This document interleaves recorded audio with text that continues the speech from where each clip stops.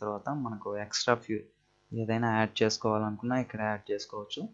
లేదు unwanted clips ఏదైనా ఉంటే డిలీట్ చేయాలనుకున్నా కూడా ఇక్కడి నుంచే డిలీట్ చేసేసుకొని మొత్తం క్లిప్ సైజ్ని యాడ్ చేసేసుకోవచ్చు.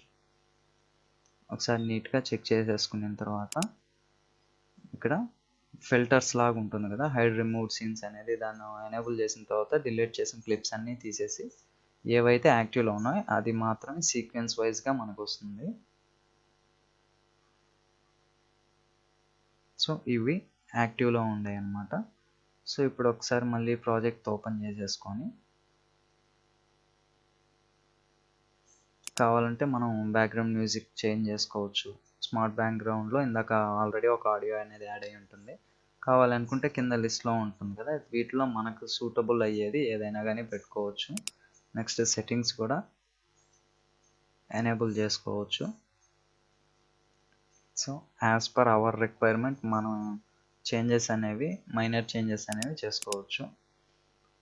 నెక్స్ట్ వచ్చేసి ఇక్కడ ఎక్స్పోర్ట్ వీడియో కొట్టిన తర్వాత కొంచెం టైం టేకింగ్ తీసుకుంటుంది.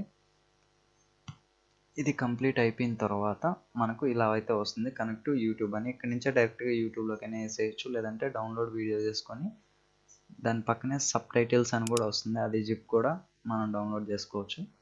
ఇప్పుడు డౌన్లోడ్ కొట్టిన తర్వాత డౌన్లోడ్ అయిపోయింది. సో సబ్ టైటిల్స్ కూడా జిప్ ఫైల్లో మనకు డౌన్లోడ్ అయిపోవడం అయితే జరిగింది.